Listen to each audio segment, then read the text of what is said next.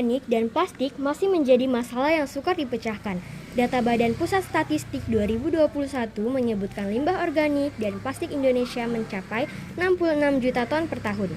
Studi Lembaga Ilmu Pengetahuan Indonesia di tahun 2018 memperkirakan sekitar 0,26 juta sampai 0,59 juta ton plastik ini mengalir ke laut.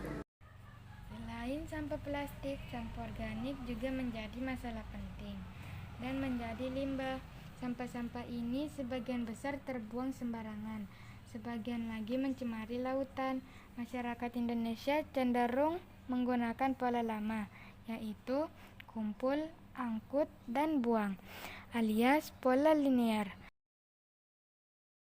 Di Indonesia sudah ketinggalan zaman. Pola terkini semestinya mengadopsi konsep ekonomi sirkular. Plastik membutuhkan waktu ratusan tahun untuk bisa hancur dan terurai dalam tanah. Sementara bila dibakar akan mencemari udara dan menyebabkan emisi di udara. Sementara sampah organik bisa menimbulkan bau yang tidak sedap jika tidak diolah dengan benar. Nah, untuk itu kita harus dapat berperan aktif dalam melaksanakan pengelolaan sampah dan bisa kita manfaatkan dengan baik, termasuk menjadikan sampah sebagai bahan baku ekonomi. Sekolah kami di sini berupaya memanfaatkan sampah plastik, berbagai macam botol minuman, dan menjadikannya sebagai tempat atau wadah untuk menanam.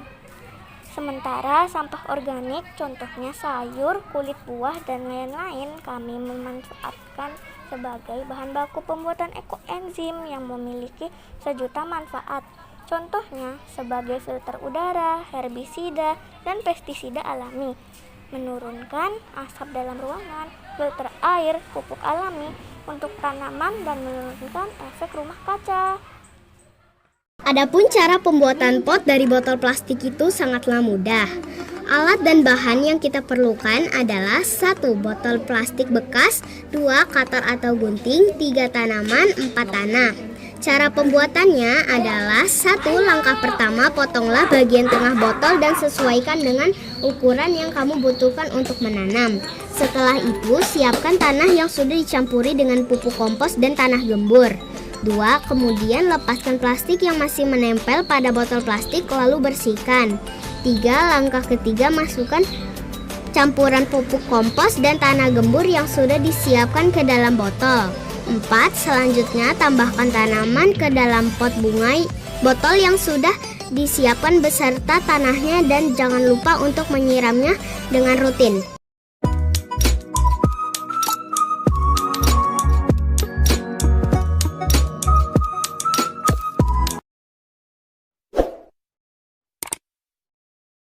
Adapun cara pembuatan ekoenzim sebagai berikut. Siapkan alat dan bahan. Bahan yang digunakan adalah 500 ml air, 50 gram gula pasir, bisa juga menggunakan gula lain seperti gula merah, 150 gram kulit buah. Alat yang digunakan adalah botol plastik bekas ukuran 1 liter, timbangan digital, dan juga corong. Langkah-langkah pembuatan. Gunakan wadah plastik, jangan pakai wadah logam karena kurang elastis. 2. Masukkan 500 ml air ke dalam wadah plastik dan juga 50 gram gula. 3. Masukkan sisa kulit buah atau sayur ke dalam wadah. 4. Sisakan ruang untuk proses fermentasi. Oleh karena itu, jangan isi wadah hingga penuh. 6. Aduk perlahan isi wadah plastik yang terisi dengan larutan air dan gula, tidak perlu dikocok. 6. Buka tutup wadah setiap hari selama 1 bulan pertama setelah diaduk. Dalam 1 bulan pertama, gas akan dihasilkan dari proses fermentasi. 7. Simpan wadah di tempat dingin, kering, dan memiliki ventilasi yang baik. Hindari sinar matahari langsung dan jangan disimpan di dalam kulkas. 8. Setelah 3-6 bulan, panen ekoenzim akan selesai dan dapat digunakan.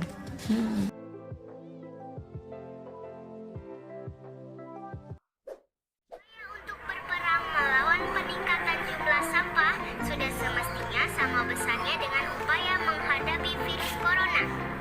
Namun, tentunya harus ada kesamaan visi dan niat dari segenap pemangku kepentingan agar timbunan sampah tidak semakin meninggi dan menjadi beban bagi anak cucu di kemudian hari. Selamat Hari Penanganan Sampah Nasional.